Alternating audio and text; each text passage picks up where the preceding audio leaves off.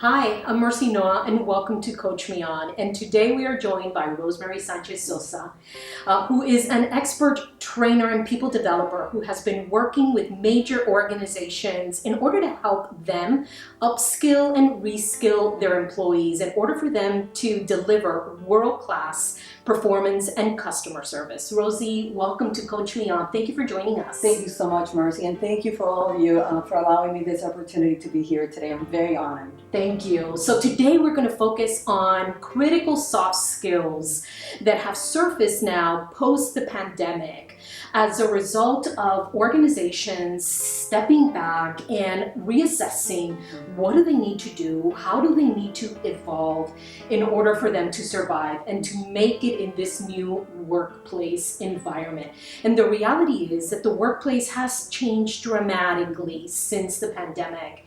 And the skills that an employee internally now needs in order to properly contribute to that organization, or the skills that the organization is looking for within that interviewee to bring onto their organization, is very different to what they felt was important before the pandemic. Right. So before we get into talking specifically about those 5 critical skills that the employer is now looking for, I'd love to hear from you, Rosie, your perspective on how you are seeing the importance of soft skills showing up in the workplace now. Well, to your point, the pandemic has definitely brought forth a new reality, and it did so in a very abrupt, in a very swift manner where honestly we all kind of went into survival mode. What do we need to do and what needs to change in order for us not to succeed but really to survive? Because as we know, a lot of people have been very greatly impacted and a lot of business unfortunately have been victim to the pandemic. So we definitely needed to immediately take a step back, reassess not only how the business was being run, but how we were training our individuals and what skills really needed to be in the forefront to survive. And what we quickly realized is that the technical that we always concentrated on kind of took a back seat to the soft skills, the ability of individuals to connect, to adapt to quickly evolving situations. And that's basically the approach that we're taking now, where we're looking into a holistic approach of, what is it that the person brings as a whole. So that's basically the change that has been in the forefront now with the pandemic having hit our businesses. And what I love that you mentioned in that space is that it's not just anymore what you know, that technical, functional capability, but it's how you transmit, how you use what you know in partnership with those around you, right? So that balance is now very important. So I love that. It is very critical because one of the things that obviously was an outcome of this pandemic, as we all know, we watch the news, is unfortunately the workforce has been critically impacted, where many people have been furloughed, many people have been laid off. So you find yourself with very small teams now that have to be flexible and have to come together and work as a very united, cohesive team. And the only way you can accomplish that is with people that are really able to work together. Right. So definitely, again, another soft skill that we're going to be talking about, but definitely one that is in the forefront and that has made us reassess. Yes, the technical, it's still important, but wow, the soft skills are really right now the bread and butter of success and survival. So let's get into those 5 critical soft skills that employers are now looking for and our viewers want to hear more about. So let's start with number 1, adaptability and flexibility. How do you see that? What can you share in that space? Well, definitely, again, something that has been brought to the forefront with the pandemic is adaptability, as I mentioned briefly. Because of the fact that teams have been, in the most part, reduced in the work environment, and a lot of them have moved to the home workforce of working remotely, we need individuals that are willing to have that growth mindset of like, I need to move, I need to be able to work in wherever I'm needed. In order for you to be able to have that adaptability, you have to have flexibility. And one of the things that is really important is it's having that consciousness of, I need to make this change in order for me to succeed, in order for me to survive, this pandemic. So that's definitely one of the critical soft skills that we're looking not only within the people that we're hiring, but within our own employees, that we have to change the mindset of adapt to the reality that is the now, and be present in that reality. Right. And with that change, which certainly is uncomfortable for people, Yes. is getting out of your The comfort zone. Definitely. You have to get out of your comfort zone. You have to think outside of the box.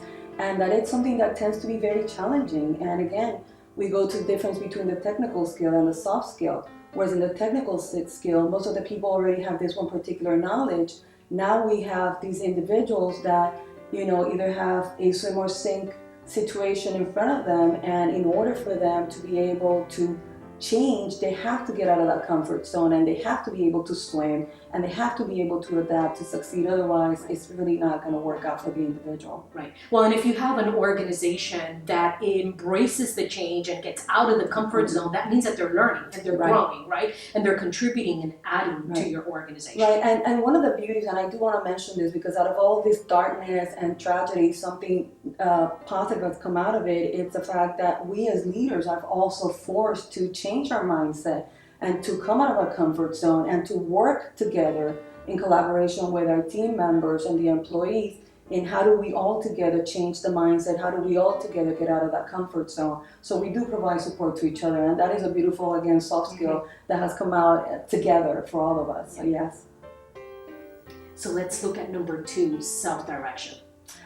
Very important. Self-direction. We're now in an environment where a lot of the people are working still within the field, but a lot of the employees have been moved to work remotely, and that has been a big challenge. I mean, normally in the work environment, you work with your supervisors, you work with your managers, your direct report, they give you leadership, they give you instructions, they tend to motivate you.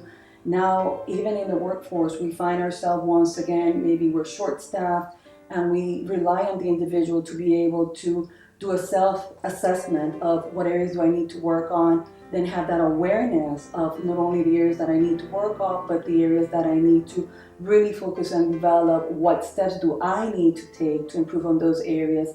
How can I motivate myself? Understand what my role is, and understand that it might shift at times, and that is okay. That today I might be doing something, but tomorrow I might need to adjust it, and then have that self-direction that you mentioned, so that we can be held accountable. And again, accountability starts within one. Yes. That's really, really important. So number 3, collaboration, a big point when it comes to people in the workplace. Definitely, teamwork. I mean, we've always talked about teamwork in the work environment. It's always been important, but this is right up there. This is what we call one of the top 5 criticals.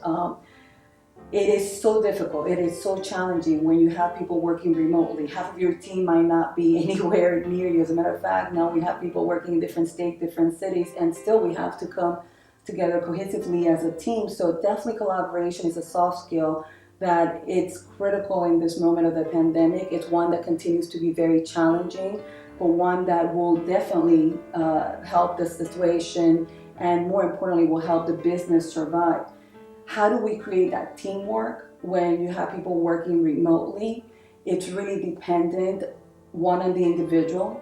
How much do they really seek out the effort and the support of their collaborators, even if it's in a Zoom meeting, even if it's in a different medium, is just critical for the success of the organization. And it's one that a lot of the organizations we see are spending a lot of time, investing a lot of the resources in developing.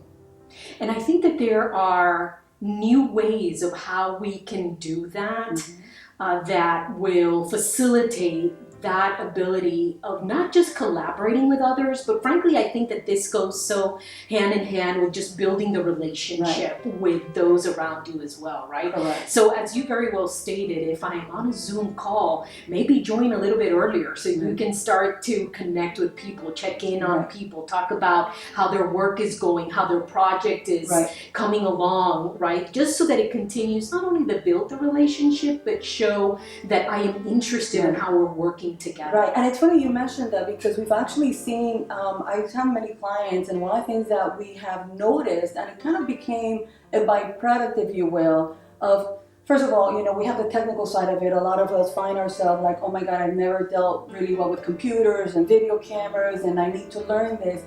But because of the fact that we know there's a distance and there's a difficulty in being together while, again, having one person remotely and the other one in the work field, we noticed that we made more of an effort to connect, and we would like schedule little, as you mentioned, half an hour before the call or half an hour after the Zoom meeting, we would stay together just to have these kind of like social moments. And we've actually seen that it has brought forth an environment that we were lacking in the workplace itself, of connecting in a human level, of socializing, if you will, and develop these very strong relationships. So that's definitely, again, a plus that has come out of this very difficult situation. I always like to focus on what positive can we take out of the negative, and this is definitely one of them. We're making it more of an effort to connect with the people that we no longer have around, and also to appreciate them more. Where maybe in the workforce they're like, oh, they're getting in my case, and now it's like, wow, I miss them. I realize how much I depended on their support, and we're making that effort to really go out of our way and connect, even if it's in between a Zoom call. And conference calls are actually becoming something of the past, so that face-to-face has become very valued, and again, a positive that came out of this pandemic. So let's look at number 4.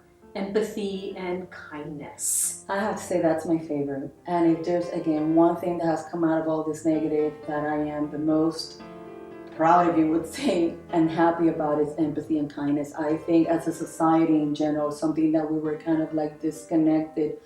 We live in such a fast-paced world. Everything is, connectivity. How quickly can we do it, that we have forgot the fact that at the end of the day, we're human beings.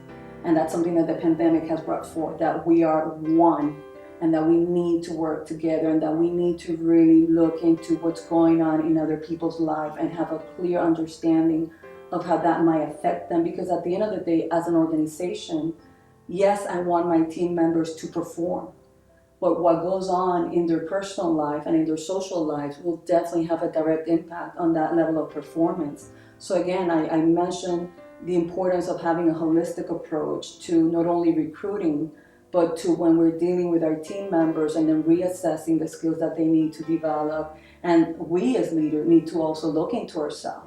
I mean, everything that I'm talking about today is not only for individuals that are already in the workforce or team members that are looking to join a workforce, but for us as leaders to take a moment and a step back and do a reassessment and say, wait a second, I need to have understanding of how this pandemic have affected this one employee and what they might be going through in their personal life. Allow that to help me make the decision that will impact them.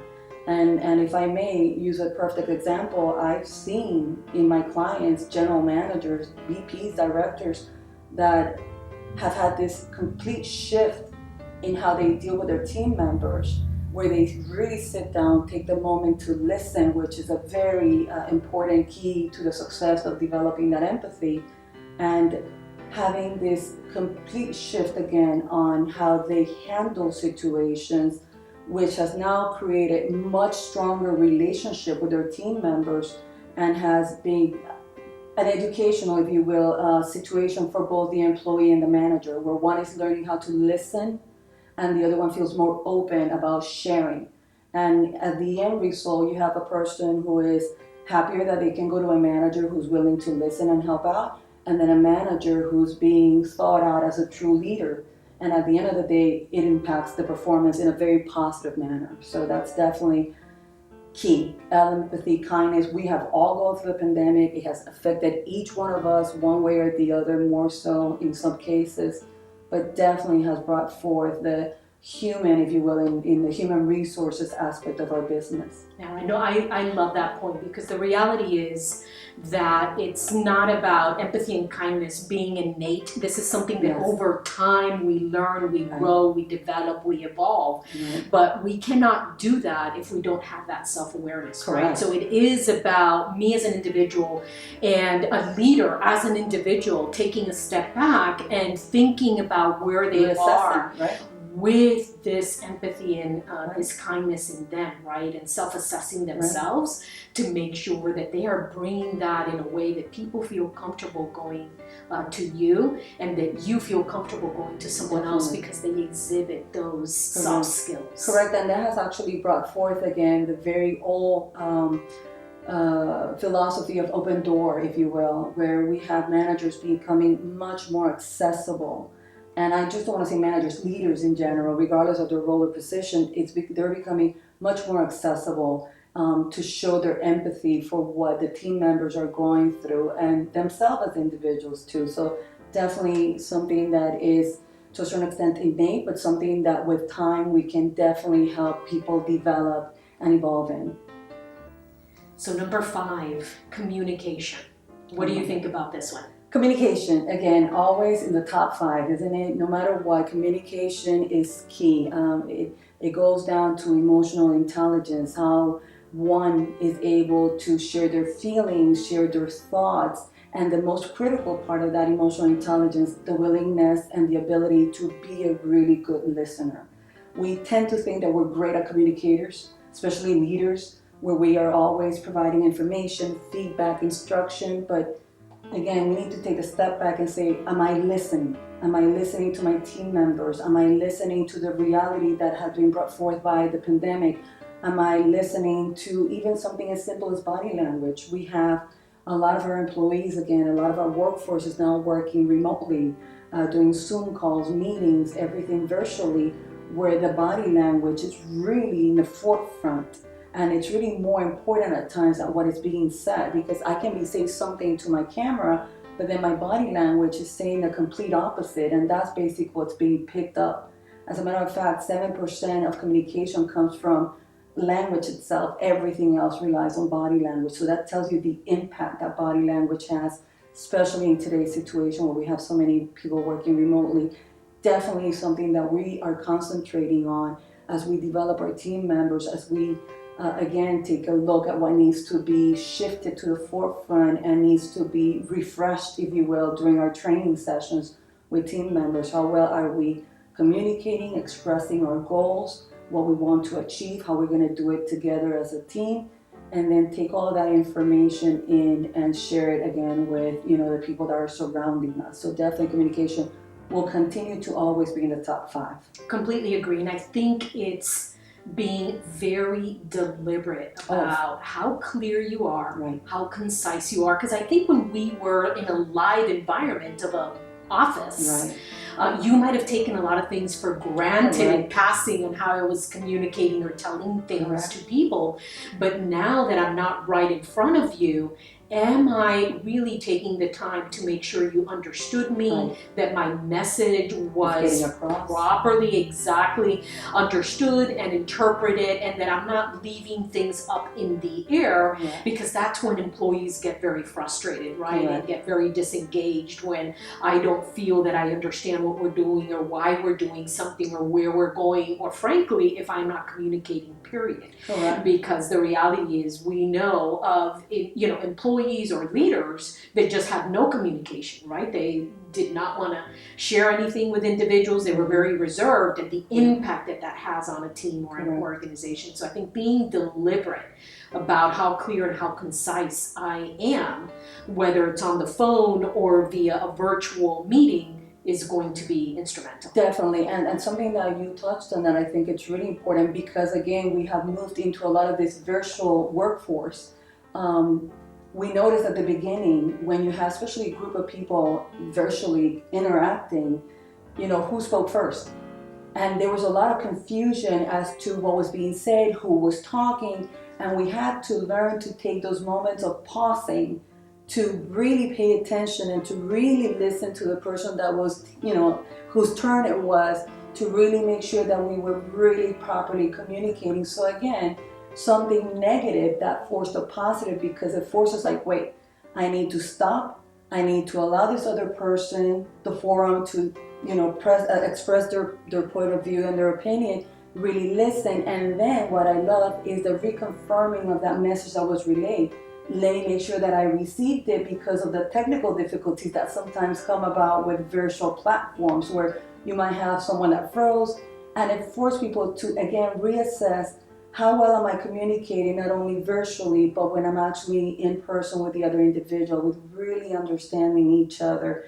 And to your point also about being concise, which I might not be right now, but I'm trying to make the point that it is important in this time and in this moment where everyone is so stressed, everyone is so overwhelmed, if you will, because again, the workforce has become a little bit smaller, that we take a moment to say, how efficient can I deliver this message?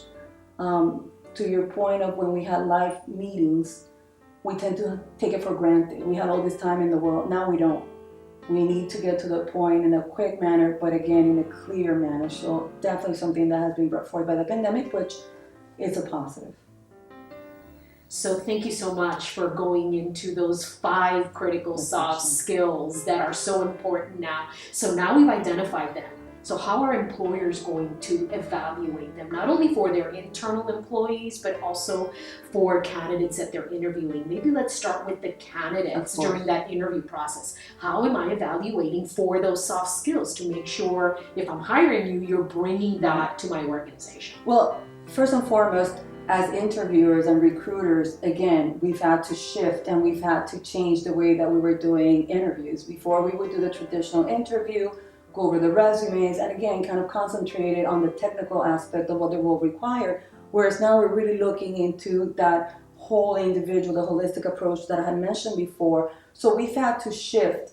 And what we're trying to do for the most part is behavioral interview. And behavioral interview is mostly where you're presenting situational questions and you want that candidate to talk about specific situations that happened in the past that would allow you as the interviewer to evaluate how would this person perform under pressure, how did this person handle a difficult situation. These are questions that would allow the individual to express those personal traits, if you would, those soft skills of how did they listen in that situation, how well did they apply, empathy to overcome a challenge. And that would allow the interviewer to, again, have more of a well-rounded opinion of the individual. And this is a challenge because, again, soft skills are not easily tested. They're very subjective, if you will. They're very personal. They tend to be intangible.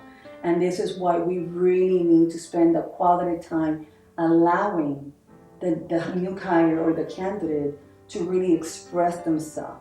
And we have surveys now. We have a lot of questions that will allow the interviewer to direct that employee to basically address those points, the top 5 that we just discussed.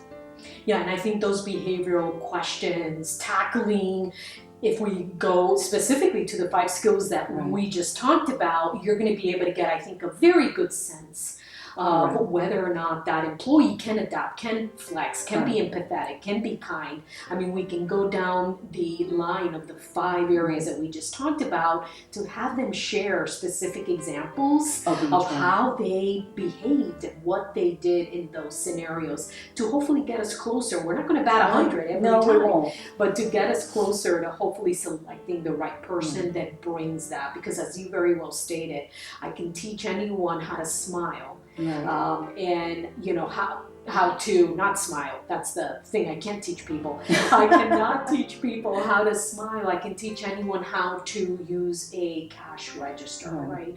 So I need to make sure I'm identifying those skills early on. So that is a great way in the interview process. But what about existing employees that I already have in my organization? Correct. And again, that's something that has presented to a certain extent to be a challenge because we've had people that, again, were brought in because of their technical expertise and the strength that they had and the knowledge that they had of a functional skill. But it's not impossible, Mercy. It is challenging and it will not happen over time. And that's something that I want people to really understand. When you're helping someone develop soft skills, you need to have patience. You need to take your time because you're kind of modifying a little bit of their personality. And this is the challenging part. That individual has to have that willingness and that disposition to be open to that feedback of like, you might be a good listener, but I need you to be a great listener.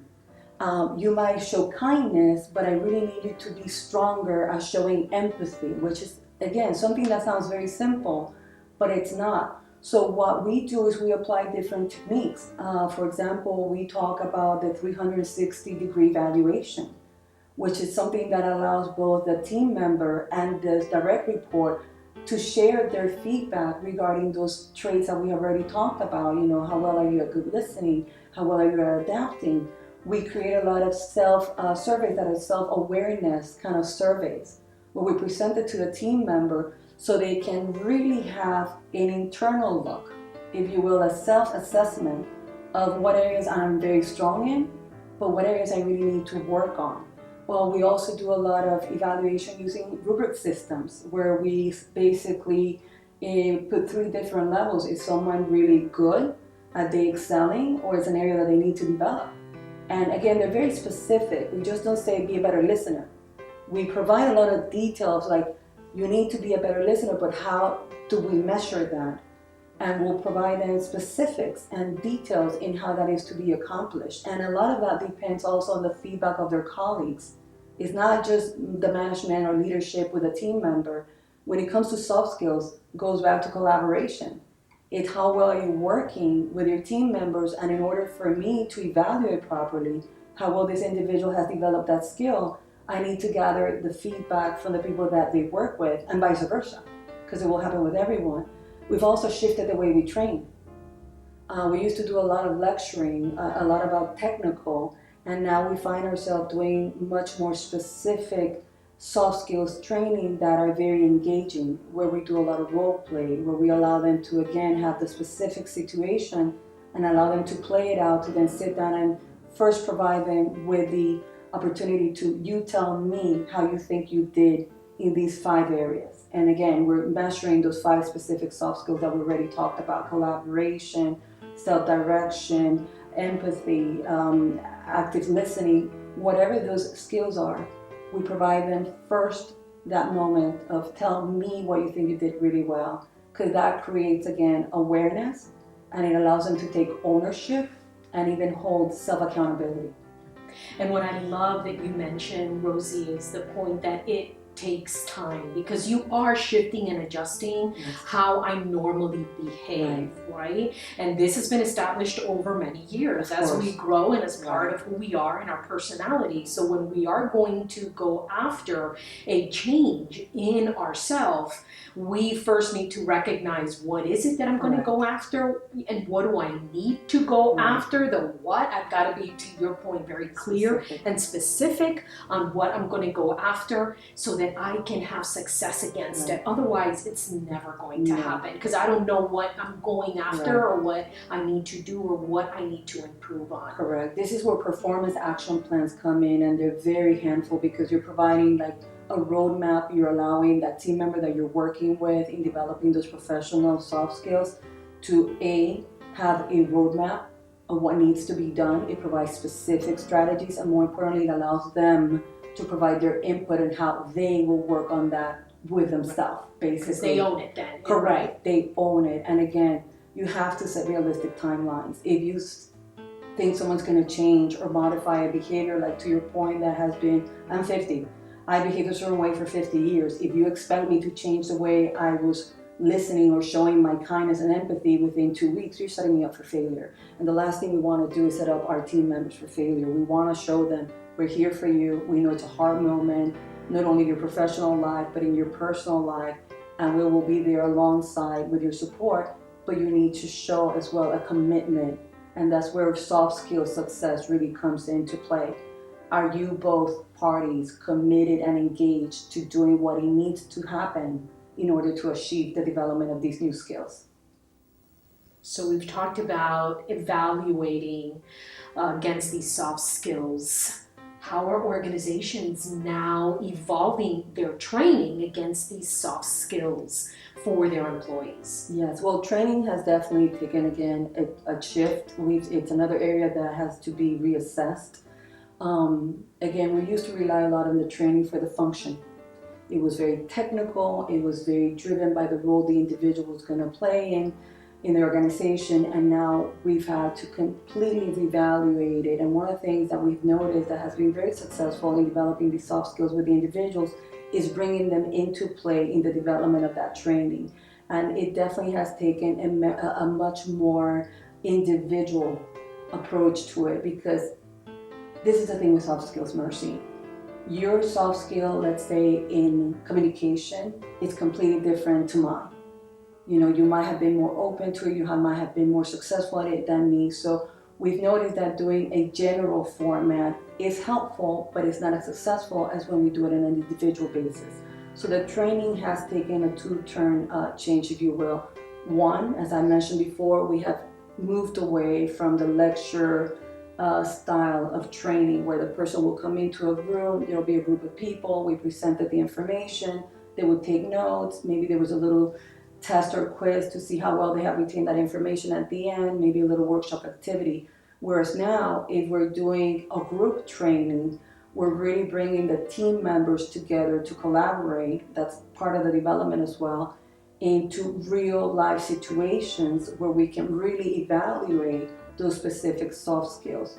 One of the things that we have noticed, they tend to be a little bit more time consuming because you do have to allow for the individuals to basically live that moment, express them, and then evaluate them. Again, it cannot be just be a better listener, improve your communication. You need to really provide them hands-on specific situations where you can allow them to live it, express it, perform it, to then sit down and have that one-to-one. And that's where the individual aspect of training has really come into play. We really need to sit with each one individually. And we have seen it already in some of my clients. It's become very successful. And it also, we've noticed, it's something that they're not only applying in the work environment, but they're applying it in their personal life. So they're taking it not just as training, but really as a development of themselves as individuals. The other aspect is we have now much more tools to measure that development, if you will, with assessments, the surveys, the 360-degree evaluation, where again we're providing more and more opportunities for the team member to be a participant, if you will, in that process of retraining them. And I cannot highlight enough how important it is to provide specific goals to what the training is going to achieve. You need to come in with a very well-developed plan of what is it that I want, what skill, specifically soft skill, I'm addressing. And if I can give one recommendation, is not to try to put them all together in one. It's really to, every time you develop a workshop where you're allowing them to become engaged, you can maintain it to one topic, one soft skill, because as I said before, it does take time to develop. Right. And there has to be, more importantly than the training, the follow-up. What kind of follow-up are we doing? And what is the role that leadership is taking? Leadership has to take a very hands-on role in the training. And I'm not just saying the trainer. I'm saying everyone involved in that organization from top down has to be very involved and constantly being evaluating, listening to how people are interacting, being team member to consumer, client, guest, whatever you might want to call it. And it's the practice, right? I could be learning all day, and if I'm not putting into practice what I'm learning, I'm never going to retain it. I'm never going to improve it. That takes time, right? So I think, to your point, focus on one thing, teach it, apply it, practice it, master it, measure it, and then you move on to the next. And that is over time. That's not even, I would say, in 90 days. Correct. So what if I'm not working? How do I then get this training and this development and these soft skills? Well, let me tell you, we live in a society and in an era that is just wonderful. I cannot imagine pandemic without technology. Because let me tell you, if it had not been for technology, we would not be able to stay in touch as much as we do now, to communicate as much as we can do. And the wonderful thing is that the internet exists. There's so many free online courses. I mean, this right now is a wonderful opportunity for someone to join in and gain all the new skills that will help them when they go back into the workforce and they go back to interviewing, will allow them to, for the time being, develop these new skills and put them into practice. So definitely there's so many platforms nowadays, especially digitally, that would allow, oh, and by the way, free of cost, which is something that we all are looking into because of the pandemic. How do we develop without really investing a lot? There are also a lot of programs. It's just about How committed are you as an individual to do your research, do your homework, and look for all the resources that are out there, not only in YouTube, but different organizations that are very well established that will give you free advice, free skills, free assessment tests in how to develop these new required skills for you to be successful in a pandemic world. So definitely out there. And I know that it is tough to recognize in ourselves the gaps that we have, but it is important if we really want to shift and grow and develop that we do that so that we can make improvement and become a better person. I think this is a time of alignment. And this is a time where we all have to take a step back. I've always said it, I'm sure a lot of you out there have had your to-do list and have said to yourself, if I ever had the time, I will do this. If I ever had the time, well, you know what? Like it or not, we were given the time. The world came to an abrupt halt. Some of us were unfortunately, again, laid off, furlough. We found ourselves at home trying to reevaluate our lives, what's important, right? We've all come to the conclusion that maybe priorities were not necessarily where they needed to be pre-pandemic, and now post-pandemic we find ourselves again having done part of that reassessment, self-assessment if you will, and this is part of that self-assessment and that moment of alignment of like, wait a second, this is a time for me, what can I do for myself? It's just how much of time and effort are you willing to put forth. And I think, your viewers out there, obviously if they're watching this is because they're interested in developing skills and continuing that professional and personal growth. So, this is the time to get it done. So I think it's important that we leave the viewers, Rosie, with the fact that we should not be dismissing the importance of soft skills. Hopefully you're taking away that the focus is no longer just on the functional and the skills within my area and how I possess that, but the soft skills that I bring as well. And so many conversations that I have with my clients where they're not even thinking about the soft skills. No. They're talking about certifications, they're talking about additional degrees, which is all wonderful, don't get me wrong, but the soft skills are things that we absolutely should be thinking about and certainly developing. I would say that the top reason over my 30 years of working in human resources that most employees are let go of an organization is as a result of deficiencies in soft skills. Correct. Not deficiencies in their functional area of expertise, right? People that can't communicate, that can't lead, that can't inspire, that can't be empathetic. We're coaching them, we're trying to help them, they are not improving. That's why we are unfortunately having to let them go. So we are in a time where employers now more than ever recognized how important this is, and therefore we should be taking a step back ourselves to determine where do I need to grow? Where is my gap? And hopefully that's what you've taken away today from this conversation and this time together. So before we close, Rosie, I want to thank you so much. Mercy. Appreciate it. It's a lot of fun. Thank you. We have gotten so much from you. Anything else that you want to share with our audience and our viewers? I just think, again, congratulations to you who are watching this for, trying to continue developing your skills and your professional growth, and more importantly, to remember that, yes, to your point, there has been a shift. It is all about having a good balance between the technical and the soft skills. So we all need to come together as one. So thank you for putting this together for the audience out there. And it's been a lot of fun. Thank you. So hopefully you found value in this topic. Thank you for joining us today. Please remember to ask any questions, leave any comments or suggestions, and don't forget to subscribe and hit that bell icon so you get notifications of when the next video is released. And once again, thank you for letting us coach you today on Coach Me On. See you soon.